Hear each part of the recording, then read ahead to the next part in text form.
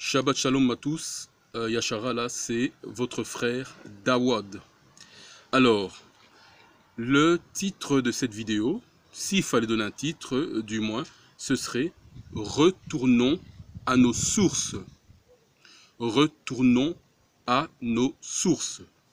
Alors, on commence directement la lecture avec Yachanan 1.1. Donc, c'est Jean 1.1. Et j'ai des assistants aujourd'hui, sur mon famille, qui me préparent les lectures. Jean 1.1. Nous lisons ensemble.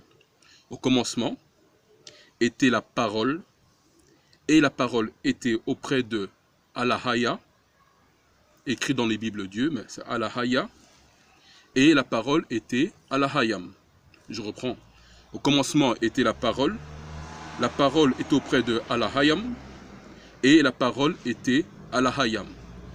Alors, qu'est-ce qu'on nous dit ici dans cette portion de l'écriture? On nous dit que la source, c'est la parole. Dans le titre de notre étude, notre réflexion, c'est « Retournons à nos sources ». On voit déjà ici qu'on nous dit que la source, c'est quoi? Eh bien, la source, c'est tout simplement la parole. Pourquoi? Parce qu'on a lu, c'était au commencement. On peut à présent prendre 2 Timothée 3.16. Voilà. 2 Timothée 3.16. Je lis 2 Timothée 3.16.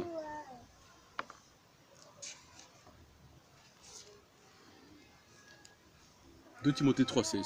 Toute écriture est inspirée de Allahayam et utile pour enseigner, pour convaincre, pour corriger, pour instruire dans la justice. Je reprends.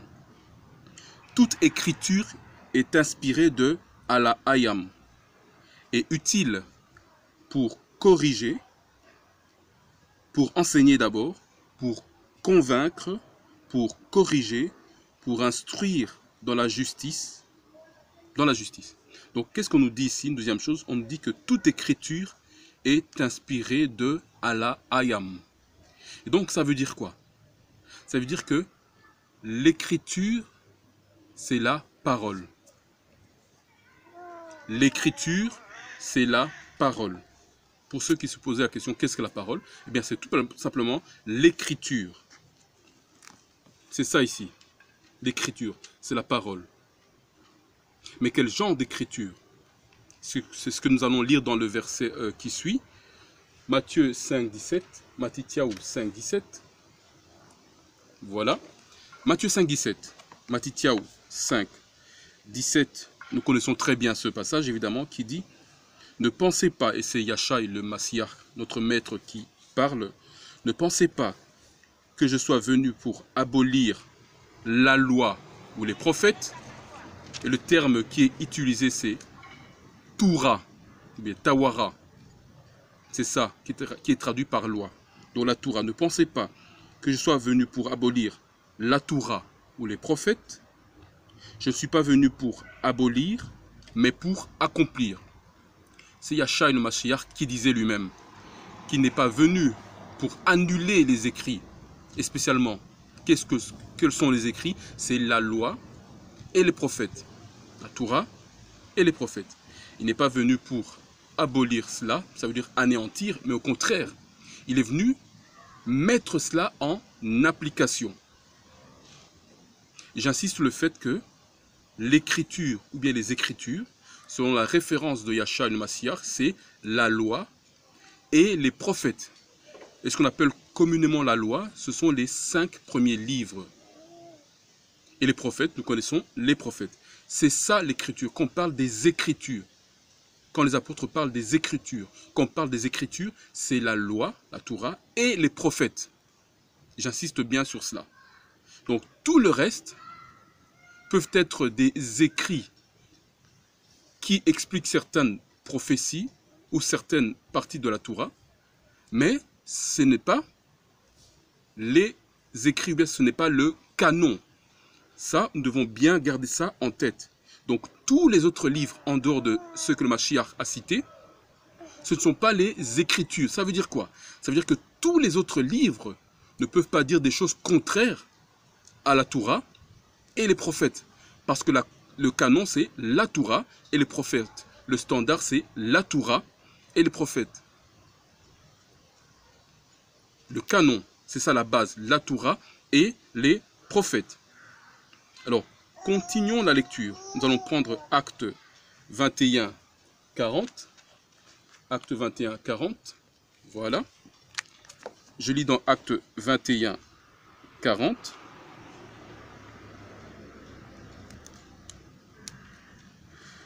Et quand il le lui eut permis, Paul, donc Shaoul, se tenant sur les degrés c'est simplement, sont des escaliers, les degrés sont des escaliers. Et donc, et quand il le lui eut permis, Shaoul, se tenant sur les degrés, fit signe de la main au peuple, et un grand silence s'étant fait, il leur parla en langue hébraïque. Ici, c'est l'épisode où il a été arrêté, il devait se défendre devant le peuple. Et ici, on dit qu'il s'est défendu, il leur parla en langue hébraïque. Ça veut dire quoi? Il parla en hébreu. Ça veut dire que Shaoul, Paul, parlait l'hébreu. Les écrits, donc la loi, la Torah et les prophètes, sont écrits non pas en français, non pas en anglais, sont écrits en hébreu. Que cela soit bien clair pour chacun d'entre nous. C'est écrit en hébreu. Les apôtres ont écrit en hébreu.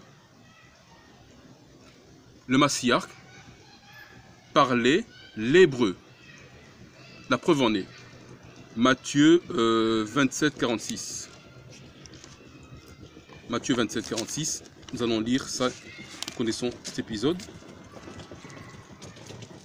Il est écrit. Yachai s'écria d'une voix forte, disant, Alahaya, Alahaya, Lama Sabachthani, c'est-à-dire, ma puissance, pourquoi m'as-tu abandonné? Et donc, Yachai lui-même parlait l'hébreu. Donc, qu'est-ce que nous comprenons par là? Quand nous parlons de retournons à nos sources. Notre source, c'est quoi? L'hébreu est notre source parce que les écrits ont été écrits en hébreu. Donc aujourd'hui, nous allons parler de l'hébreu, de l'importance de l'hébreu, de l'importance d'utiliser l'hébreu dans la compréhension ou bien dans la recherche de la compréhension des textes, des écrits bibliques. Alors, que veut dire l'hébreu? Que veut dire l'hébreu? Bien, que veut dire le mot hébreu? D'abord, on va voir où ce mot, ou bien ce mot est quand a été utilisé pour la première fois. Bréchit 14, 13.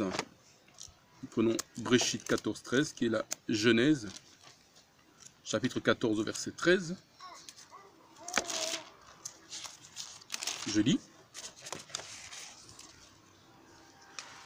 Bréchit 14, 13. C'est écrit. Et un homme qui était échappé vint et le rapporta à Abram, l'hébreu, qui demeurait auprès des chaînes de Mamré, l'Amoréen, frère d'Échol et frère d'Amer. Ceux-ci étaient alliés d'Abram. Donc on dit ici que Abraham, l'hébreu. On parle d'Abraham comme étant l'hébreu. Genèse 14, 13. Le mot pour hébreu en hébreu, c'est le cas de le dire, c'est Ibarai. Ibarai, et ça vient de Ibar. Ça vient de Ibar. Que veut dire Ibar? Quelle est la signification de ce mot?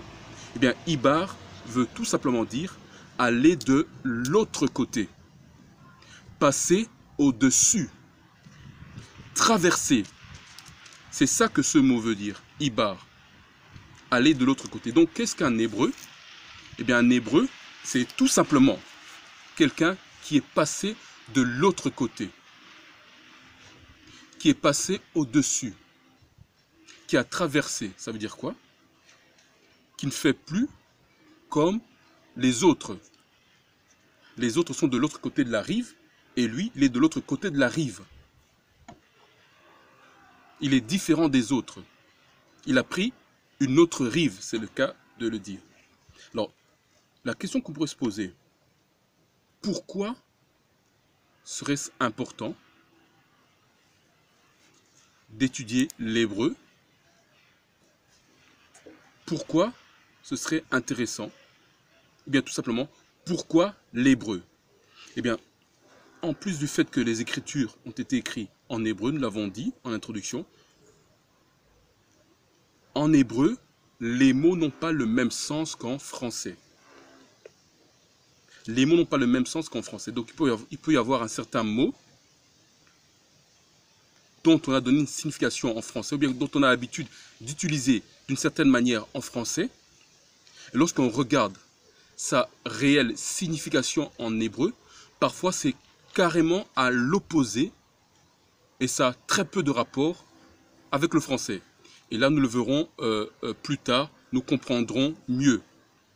Une troisième chose, c'est que l'hébreu est une langue pratique et fonctionnelle. L'hébreu est une langue pratique et fonctionnelle. Ce n'est pas une langue philosophique. Donc quand ça dit quelque chose, c'est exactement ce que ça veut dire. Et c'est toujours en fonction de l'utilité de la chose. Je vais prendre un exemple. Le mot bon. Quand on dit en français, ben c'est bien, c'est bon.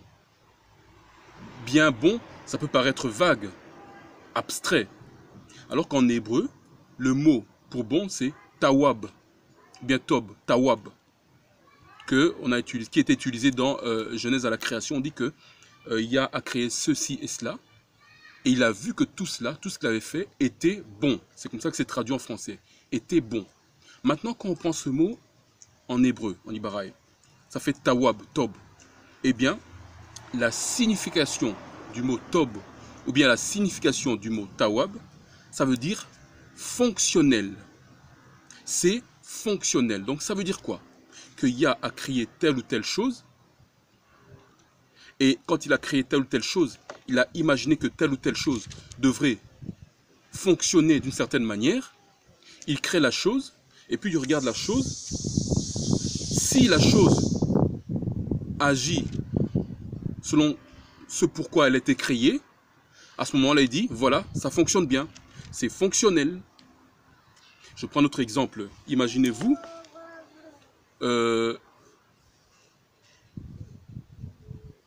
un avion qui a été créé pour voler. Et imaginez-vous, le créateur est là, on fait les essais, l'avion s'élance et l'avion ne vole pas, n'arrive pas à décoller du sol. Ce n'est pas fonctionnel. C'est dans ce sens-là le mot tob.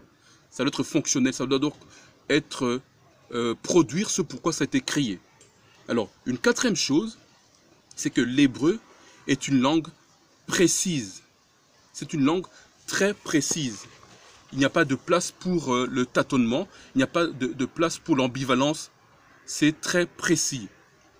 Par exemple, eh bien, en hébreu, les personnes se conjuguent, les genres se conjuguent. Donc ça veut dire quoi? Ça veut dire que si une femme parle à un homme, on saura exactement que c'est une femme qui a parlé à un homme. Si un homme parle à un homme, on saura exactement qu'un homme a parlé à un homme. Si on prend par exemple le Cantique des Cantiques, le premier chapitre, le verset 5, et ça beaucoup souvent se trompent, il est indiqué que je suis noir et fier aux filles de Jérusalem. Il écrit noir avec un E. Donc en français on pourrait croire que c'est une femme qui parle. Alors qu'en hébreu, le mot qui est utilisé, c'est shakawar.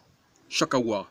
Et shakawar, ça peut être utilisé par un homme, c'est au masculin. Donc on sait pertinemment que ce n'est pas une femme qui parle, mais c'est un homme qui parle. Et donc toutes les personnes qui essaient de faire passer ce passage pour dire que c'est une femme qui parle, c'est une erreur parce que c'est un homme qui parle. Et cet homme-là, on sait qui c'est. Shakawar, c'est un homme qui parle. Donc ça, c'est des simples illustrations pour montrer l'importance de l'hébreu. Alors, Josué 1:8. On le prend Josué 1:8 et quelqu'un peut me préparer Ésaïe 8:20 là, Ésaïe 28, 10, et là-bas, 2 Pierre 3, 16, et ici 1 Jean 4, 1. Voilà. Et moi, je prends Josué 1, 8. Josué 1, 8. Nous connaissons évidemment ce passage très bien, que nous récitons souvent. Josué 1, 8. Je lis. Que ce livre de la loi ne s'éloigne pas de ta bouche. Médite-le jour et nuit, afin que tu prennes garde à faire selon tout ce qui est écrit, car alors tu feras réussir tes voies, et alors tu prospéreras. Ce qui nous intéresse, c'est le début. Que ce livre de la loi ne s'éloigne pas de ta bouche. Médite-le jour et nuit. Donc ici, on voit que nous sommes encouragés à méditer le livre de la loi jour et nuit. Méditer, ça veut dire quoi? Ça veut tout simplement dire lire, réfléchir sur les principes pour voir comment on peut les appliquer dans notre vie. C'est ça, méditer. Réfléchir sur les principes, voir comment on peut les appliquer dans notre vie. C'est ce qu'on appelle méditer. Alors, je vais prendre Ésaïe 8, 20. Ésaïe 8, 20. Ésaïe 8, 20 qui nous dit « À la loi et au témoignage, s'il ne parle pas selon cette parole, il n'y a point d'aurore pour lui. » Ça, c'est ce qui est indiqué dans la version. Mais en réalité, le passage devrait se lire comme ça. « À la loi et au témoignage, s'il ne parle pas selon cette parole, c'est parce qu'il n'y a pas de lumière en eux. » Donc, qu'est-ce que Yeshaya nous dit ici? Qu'est-ce que Ésaïe nous dit? Il nous dit que toute personne qui parle en contradiction avec les écrits, et nous savons c'est quoi les écrits, c'est la Torah et les prophètes, s'il fait ça, ça veut dire qu'il n'y a pas de lumière en lui, qu'il ne comprend pas encore bien les choses. Maintenant, la question qu'on peut savoir, comment savoir, qu'on peut se poser plutôt, comment savoir si une personne parle effectivement selon les écrits? Et c'est là qu'on va prendre Ésaïe. On reste dans Ésaïe, Yeshaya 28, 10, et nous connaissons aussi ce passage, Yeshaya 28, 10, qui nous dit ceci, car c'est commandement sur commandement, commandement sur commandement, ligne sur ligne, ligne sur ligne, ici un peu, là un peu, mais dans d'autres versions, car c'est précepte sur précepte, précepte sur précepte, ligne sur ligne, ou encore principe sur principe, principe sur principe, ligne sur ligne. Donc qu'est-ce que Yeshaya nous recommande ici? Il nous dit voilà, pour comprendre les écrits, il faut que un tel autre principe va dans le même sens qu'un tel autre principe qui est là. Ça veut dire que deux principes ne peuvent pas être en contradiction dans les écrits. C'est ce que Yeshaya nous dit. Principe sur principe, commandement sur commandement, ligne sur ligne, un peu ici, un peu là-bas. Deux commandements ne peuvent jamais être en opposition. Ce ne sont pas les Écritures, ça. Deux préceptes, principes, lignes ne peuvent pas être en contradiction. Ce ne sont pas les écrits, cela. J'espère que jusqu'à présent, c'est clair. On continue. 2 Pierre 3,16. 2 Pierre 3,16. Je lis 2 Pierre 3,16. Alors, ayant une bonne conscience, afin que quant aux choses dans lesquelles ils médisent, de vous comme des gens qui font le mal, ceux qui vous calomnient, votre bonne conduite en Mashiach soit confus. Et ce n'est pas la bonne référence. Ici, c'est dans 1 Pierre, 2 Pierre 3,16. Je relis 2 Pierre 3,16.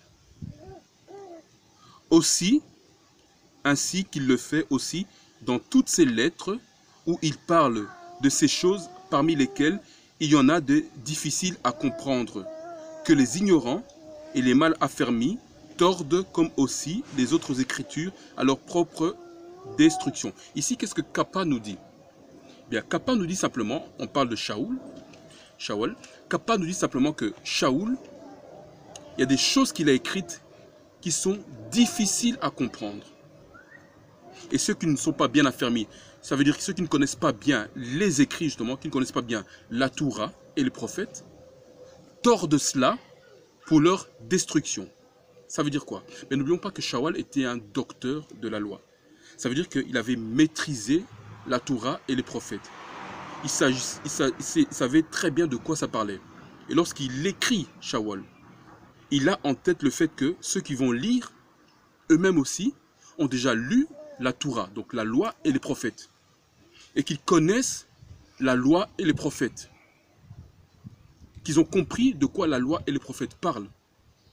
Et que quand tu vas dire juste une petite chose, ces personnes-là qui ont maîtrisé la loi et les prophètes vont comprendre de quoi il s'agit.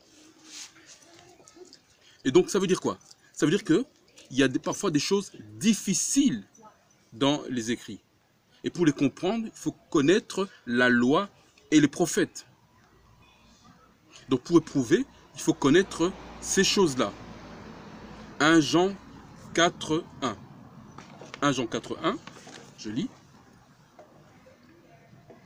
Bien-aimés, ne croyez pas tout esprit, mais éprouvez les esprits, pour voir s'ils sont de Allah-Hayam, car beaucoup de faux prophètes sont sortis dans le monde. Éprouvez les esprits, pour savoir s'ils sont de Allah-Hayam. Mais comment on peut éprouver les esprits si nous n'avons pas la bonne connaissance? Comment peut-on le faire si nous n'avons pas la bonne connaissance des principes, des préceptes? Si nous ne connaissons pas la Torah et les prophètes, la loi et les prophètes, nous devons éprouver les enseignements. Et pour le faire, il faut connaître la loi et les prophètes. Quelqu'un me prépare Acte 17, 11. Ici 2 Timothée 2, 15. Là-bas 1 Thessaloniciens 5, 21. Acte 17, 11. Je peux me préparer Hébreux 10, 7. Acte 17, 11. Je lis. Alors, or, ceux-ci étaient plus nobles que ceux de Thessalonique. Et ils reçurent la parole avec toute bonne volonté, examinant chaque jour les Écritures pour voir si les choses étaient ainsi. Ici, qu'est-ce qu'on en parle? On nous parle des habitants de Bérée. On nous dit qu'est-ce qu'ils faisaient. Quand on leur présentait quelque chose, quand on leur présentait l'enseignement, une réflexion, ils examinaient tout. Ils examinaient chaque jour les Écritures. Quand ils recevaient la parole, ils examinaient chaque jour les Écritures pour voir si ce que leur disait était conforme. C'est ce que les chrétiens, pas les chrétiens, pardon, les chrétiens. C'est ce que les habitants de Bérée faisaient. Ils examinaient toutes choses. Chaque jour, ils le faisaient.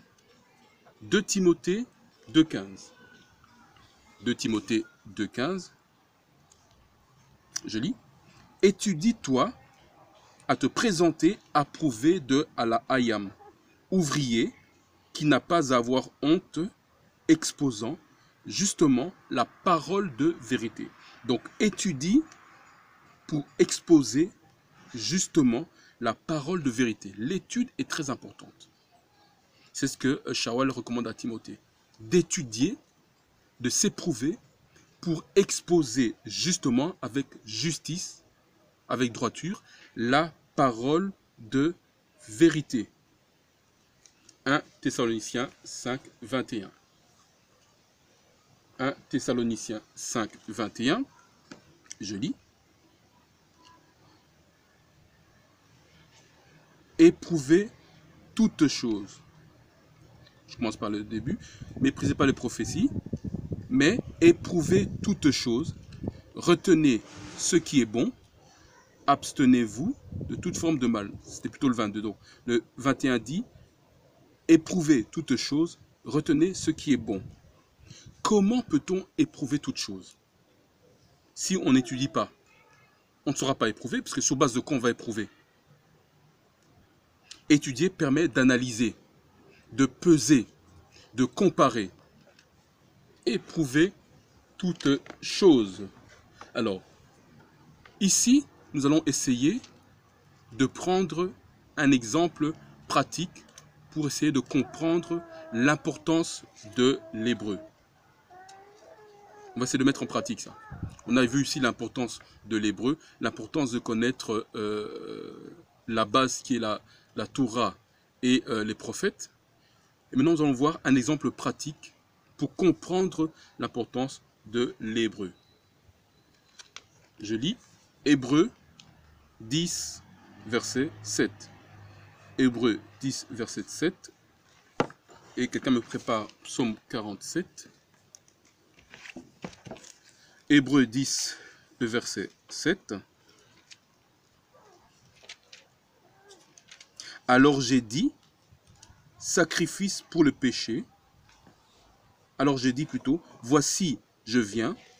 Il est écrit de moi dans le rouleau du livre pour faire, ô Alahayam, ta volonté. Je relis. Alors j'ai dit, voici, je viens. Il est écrit de moi dans le rouleau du livre pour faire, ô Alahayam, ta volonté. Ici, on nous parle de qui? On nous parle du Massiyah de Yashai. C'est de lui qu'on nous parle. C'est à lui que Shaoul fait allusion. N'est-ce pas? Alors, nous avions dit que toute l'alliance renouvelée, toutes les écritures devraient faire référence ou bien viennent de la base qui est la Torah et les prophètes. Nous allons le prouver maintenant. Ce passage d'Hébreux 10, 7 vient tout simplement de Tahalim 47 ou bien de Psaume 47. Et donc, ce que je vais lire maintenant, vous allez voir, c'est exactement la même chose. Ça ne contredit pas. C'est exactement la même chose. Psaume 40, le verset 7. Je lis. Alors, j'ai dit, voici, je viens. Il est écrit de moi dans le rouleau du livre. Vous voyez, c'est exactement la même chose. Donc, ce que Shaoul cite là-bas dans Hébreux 17, ça vient de Psaume 47. Alors j'ai dit, voici, je viens. Il est écrit de moi dans le rouleau du livre. Alors, pour les puristes, nous allons aller dans la Torah, que je montre ici. Voilà, la Torah. Nous allons donc lire en hébreu. Je vais faire l'effort de lire pour nous en hébreu.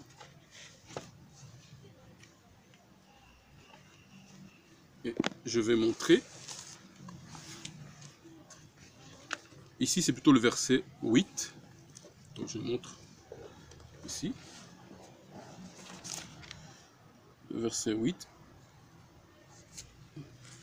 Bon, vous voyez, Psalmi en latin, la Ta'alim en hybride, et le verset 8, il est là, au niveau de mon doigt.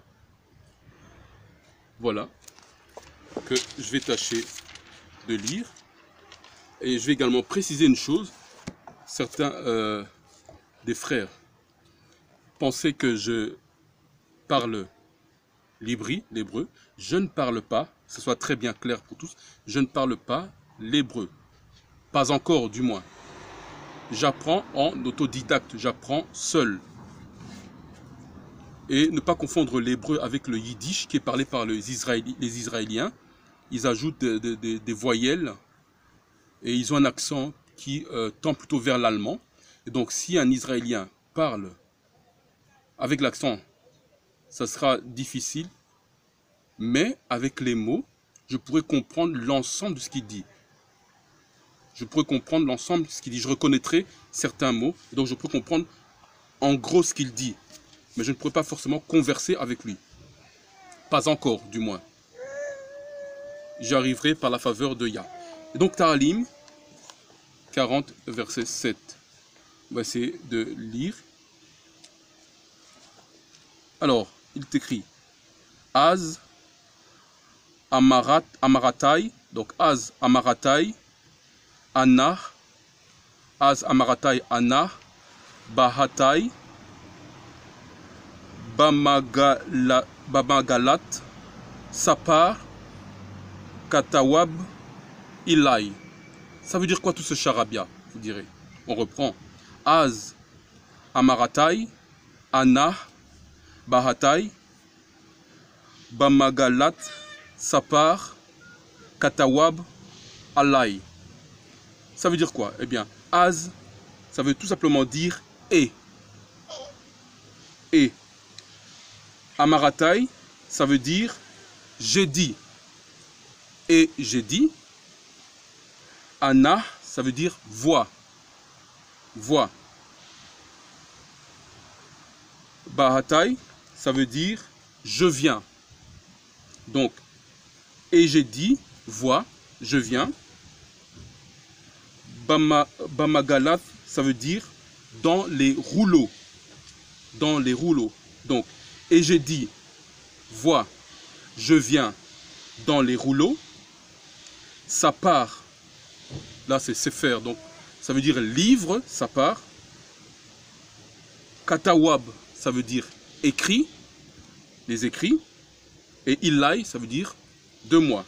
Et donc, tout ce passage veut dire et, j'ai dit, vois, je viens, dans les rouleaux, livre, écrit, de moi. Ça veut dire quoi?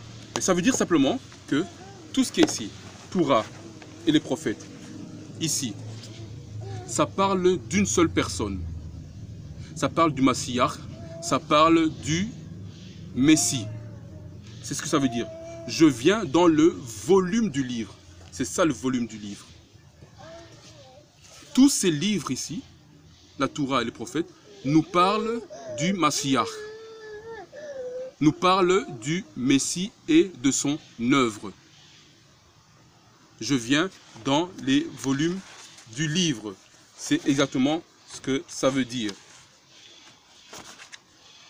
Alors, on va essayer de faire une petite démonstration. Quel est le rapport, c'est la question que je pourrais poser, quel est le rapport entre Josué, Osée et le Messie, le Mashiach? Quel est le rapport entre ces trois personnes? Ou bien, quel est plutôt le rapport entre ces trois noms? Josué, c'est un nom. Osée, c'est un nom. Et le Messie, c'est un nom. Quel est le rapport? Beaucoup diraient qu'il n'y a pas de rapport. Oui, quand on écoute les noms en français, il n'y a peut-être pas trop de rapport. Maintenant, on va écouter les noms en hébreu. Josué en hébreu, c'est quoi? C'est Yahawashawai. Yahawashawai. C'est Josué en hébreu. Osée en hébreu, c'est quoi? Bien, Osée en hébreu, c'est Awashai. Awashai.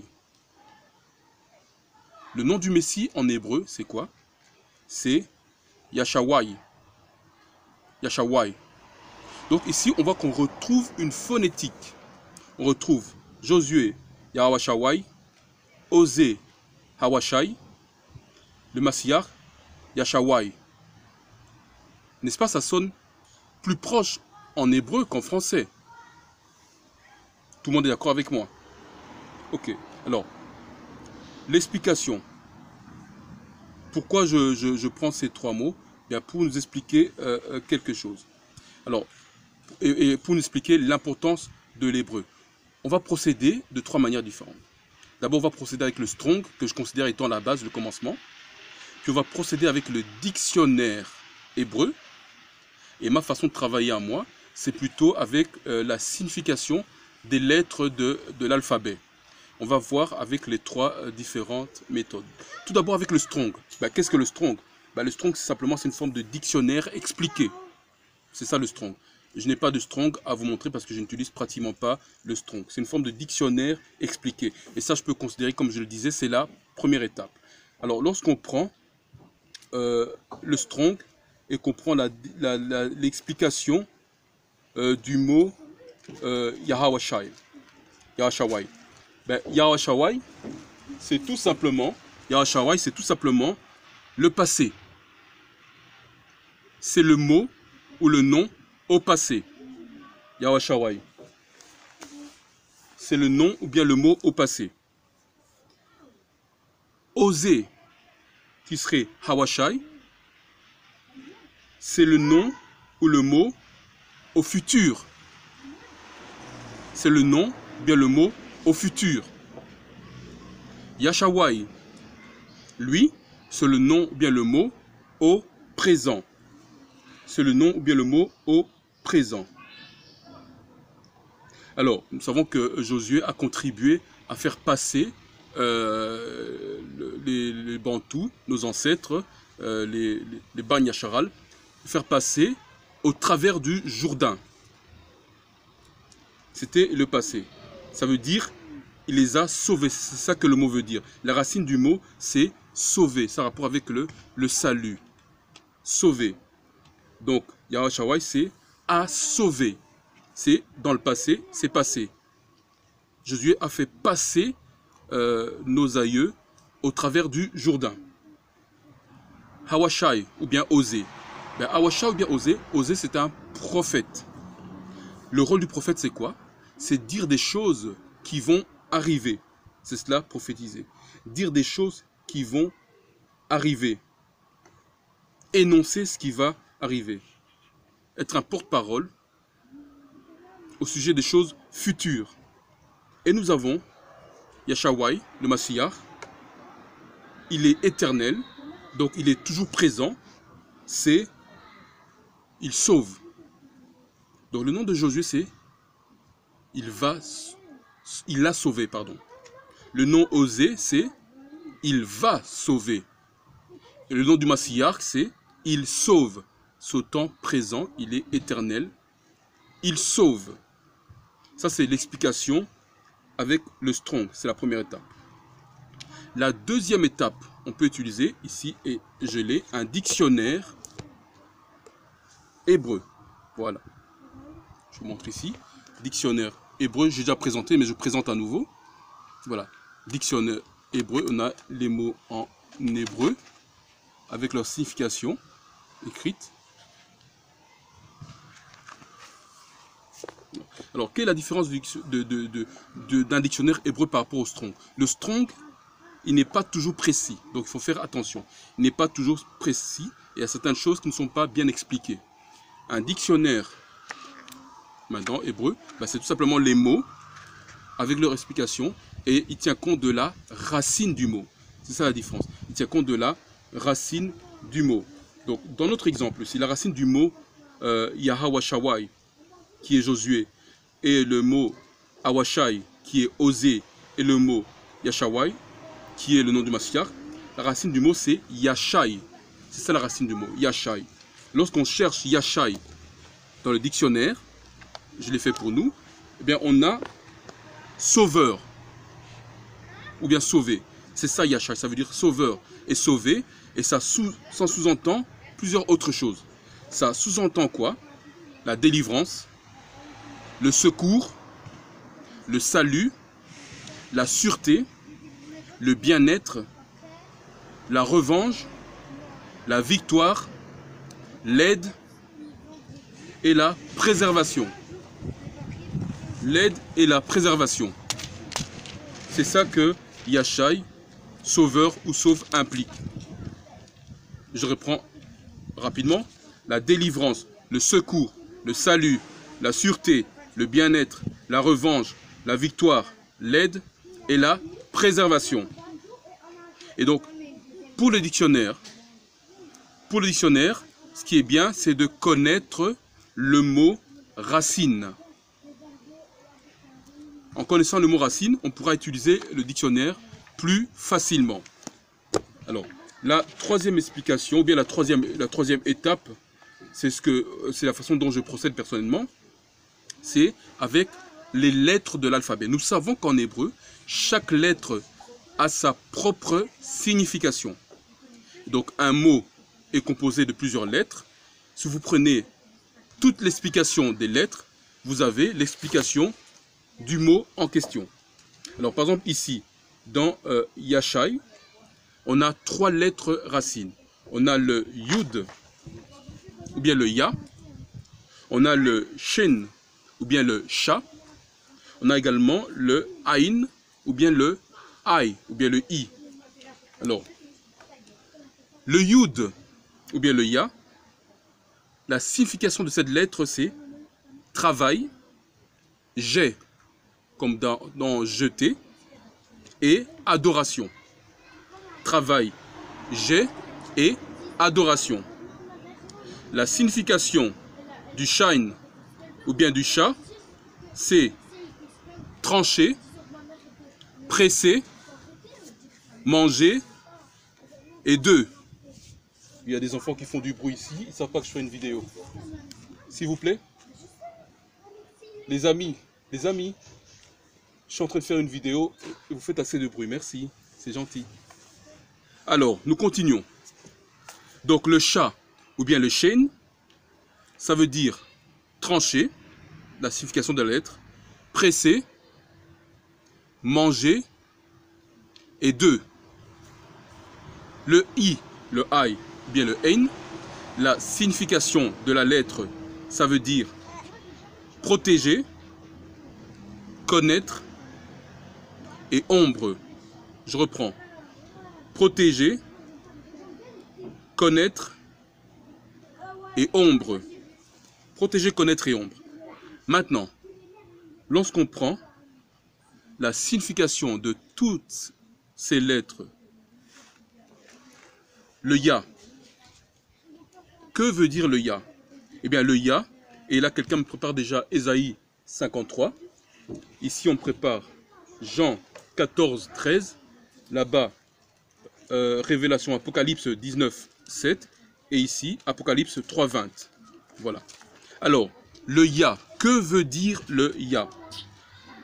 Ben, la signification du ya, ou bien du yud, c'est il a été rejeté à cause du travail qu'il a accompli alors qu'il méritait la louange.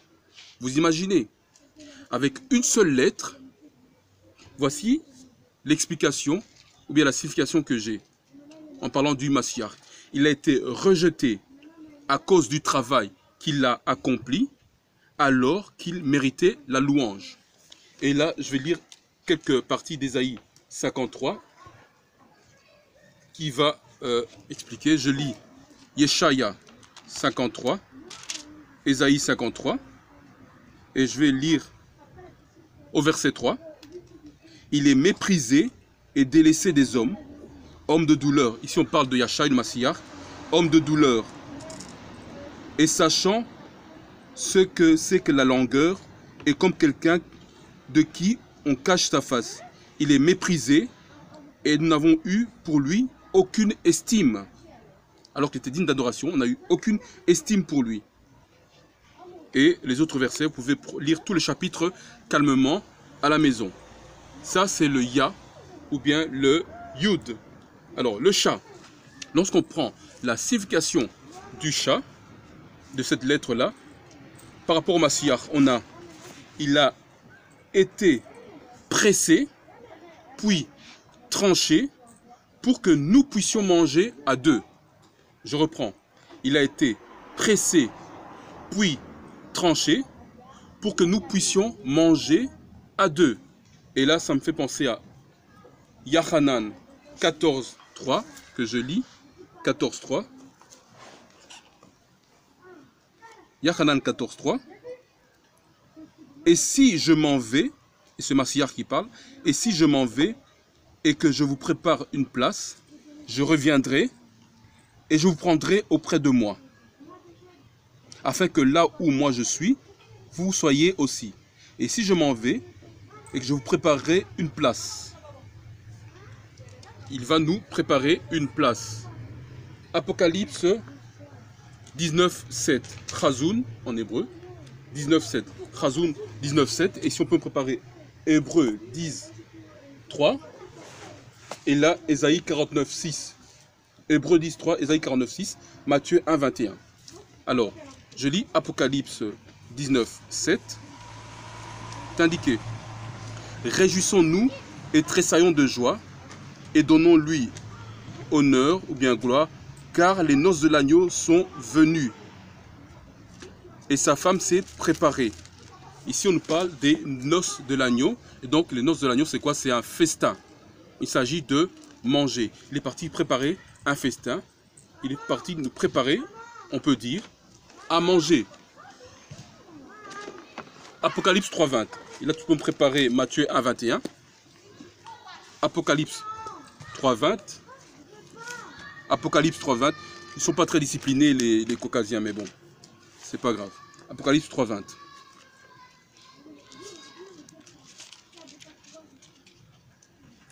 Apocalypse 3.20. Je lis.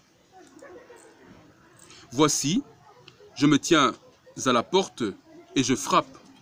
Si quelqu'un entend ma voix et qu'il ouvre la porte, j'entrerai chez lui, et ici écoutez bien, et je souperai avec lui et lui avec moi.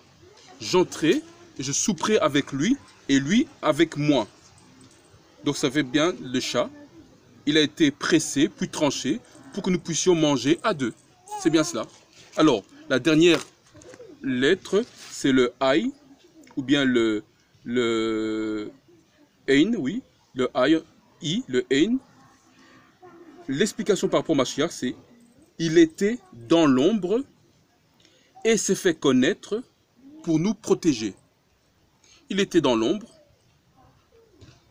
il s'est fait connaître pour nous protéger. Et là, je vais prendre Hébreux 10, 3, je pense. Hébreux 10, 3. Hébreux 10, 3. Je prends Hébreux 10, 3.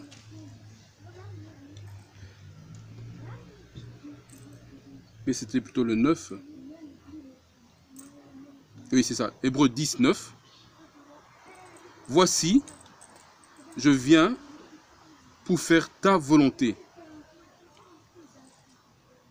Voici, je viens pour faire ta volonté. Il était dans l'ombre. Il s'est présenté pour faire la volonté de Yah.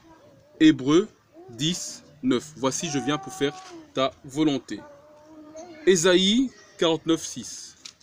Ésaïe 49, 6. Je lis. Et il me dit, c'est peu de choses que tu me sois serviteur pour établir la tribu de Yekwab et pour amener les préservés de Yasharala. Je te donnerai aussi pour être une lumière des nations, pour être mon salut jusqu'au bout de la terre. Voilà, c'est bien ça. Il était dans l'ombre par le salut qu'il veut transmettre à Yasharala. Il a dû être une lumière, donc être visible des nations. On termine par Matityahu. Après Yeshaïa, on termine par Matityahu 1, 21. Nous connaissons ce passage. Matthieu 1, 21. Et elle enfantera un fils, et tu appelleras son nom Yashai. Elle enfantera un fils, et tu appelleras son nom Yashai, car c'est lui qui sauvera son peuple de leurs péchés. Car c'est lui qui sauvera son peuple de leurs péchés. Donc il s'est fait connaître. Il était dans l'ombre, il s'est fait connaître pour nous protéger. Et dans le protéger, le mot Yashai, il y a la protection, le bien-être et tout cela. C'est ce que nous avons pu voir tout à l'heure. Ça, c'était le premier exemple pratique. Pourquoi l'importance de l'hébreu? Alors, ici, moi j'aime personnellement cet exemple. Parce que je crois que ce sera plus expressif, ça sera plus explicatif, ce sera plus concret. On va prendre un deuxième exemple pour montrer l'importance de l'hébreu. Alors, quels sont les 6 premiers livres des Écritures? Qui connaît les 6 premiers livres des Écritures? On a Genèse, Exode, Lévitique, Nombre, Deutéronome et Josué. Ce sont les 6 premiers livres des Écritures. Quand on donne ces noms en français, ça paraît bizarre, ces noms. On ne sait pas très bien ce que ces noms veulent dire, etc. Mais maintenant, on va prendre ces noms en hébreu. C'est très intéressant. Alors, en hébreu, Genèse, c'est simplement Barashayat ou bien Brashit. Barashayat ou bien Brashit. Et la signification du mot Genèse en hébreu, ça veut dire au début. Au commencement ou bien au début. Là, ça ressemble plus ou moins au français. Le deuxième livre, c'est quoi? C'est Exode. Exode. En hébreu, Exode, c'est quoi? C'est Shamawat ou bien Shamut.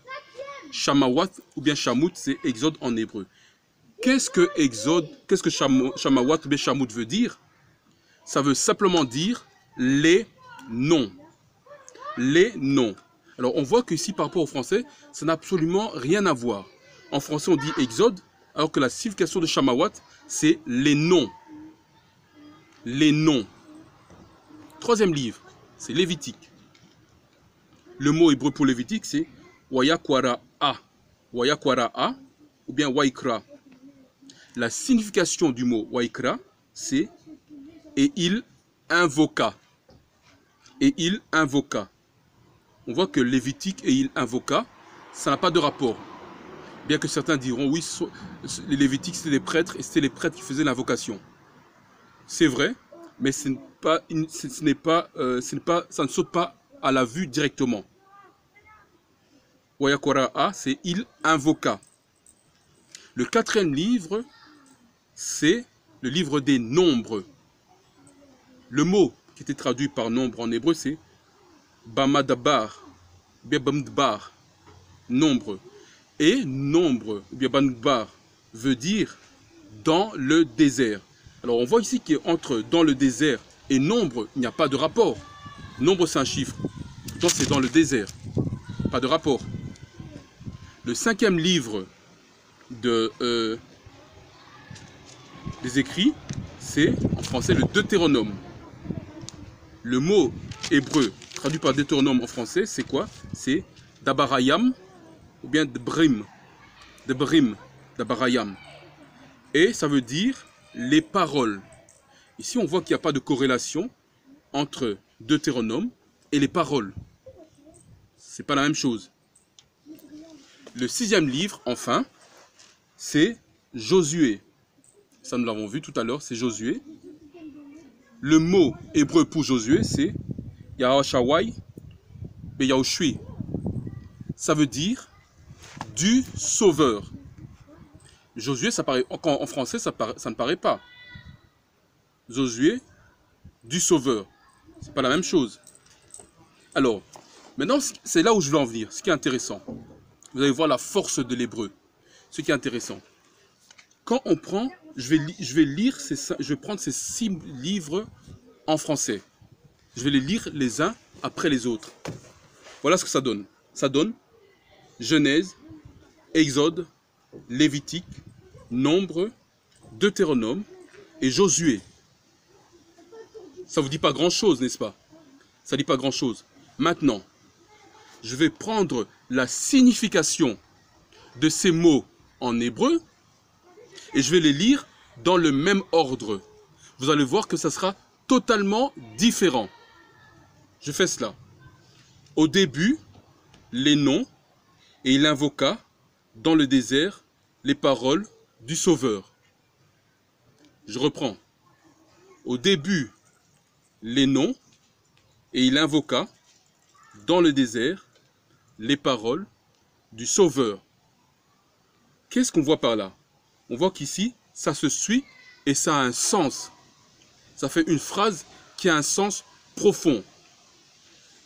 La phrase dit, au commencement, mon nom était invoqué dans le désert par la parole qui sauve, ou bien au commencement, mon nom, était invoqué dans le désert par la parole de Yashai. Et c'est bien ce qu'on a dit. Voici, psaume 47, Hébreux 10, 7. Voici, je viens dans les volumes du livre. Conclusion. Quelle est la conclusion qu'on pourrait avoir? Eh bien, la conclusion c'est quoi? C'est que nous avons besoin de l'hébreu. Pour mieux comprendre les écrits, nous avons besoin de l'hébreu. C'est plus précis, c'est plus fonctionnel, c'est plus concret. Alors, j'encourage les frères, je nous encourage à commencer l'apprentissage de l'hébreu. Et à commencer quand? À commencer le plus tôt possible, ça veut dire maintenant. Dès que vous avez l'occasion maintenant, commencez l'apprentissage de l'hébreu, dès que possible. Comment commencer? Ben, je l'ai un peu dit tout à l'heure. Commencez simplement par le Strong. À utiliser le Strong, puis progresser, aller vers le dictionnaire, et puis progresser, aller vers la signification, les lettres de l'alphabet et leur signification. Vous pouvez également utiliser des cours, et notamment ici, également aussi un livre, j'ai déjà présenté, je présente encore, l'hébreu pour les nuls. Voilà. C'est aussi un bon début pour avoir un aperçu, je dirais. Pour ceux qui ont l'occasion, peuvent suivre des cours d'hébreu, mais ma façon à faire à moi, c'est que je préfère apprendre en autodidacte, ça veut dire apprendre seul, moi-même, parce que j'estime que les choses que j'apprends seul, ce sont les choses que je comprends les mieux, que je connais les mieux. Il y a 3 formes d'hébreu. Le proto-hébreu sont simplement des dessins. C'est le premier stade de l'hébreu. Ensuite, il y a le paléo-hébreu, qui est le stade intermédiaire. Et puis, il y a l'hébreu moderne. Et les Torahs actuels, comme celui-ci, sont écrits en hébreu moderne. Alors, ne soyez pas inquiets avec le système de points barres, des matrices sélectionnées. Vous pouvez passer là-dessus, simplement vous concentrer sur les lettres. En tout cas, j'espère que c'était clair pour chacun d'entre nous. Et donc, je nous encourage vivement à étudier l'hébreu. Nous aurons une meilleure compréhension des Écritures. J'espère que chacun de nous est encouragé. Et à tous, nous disons Shalom.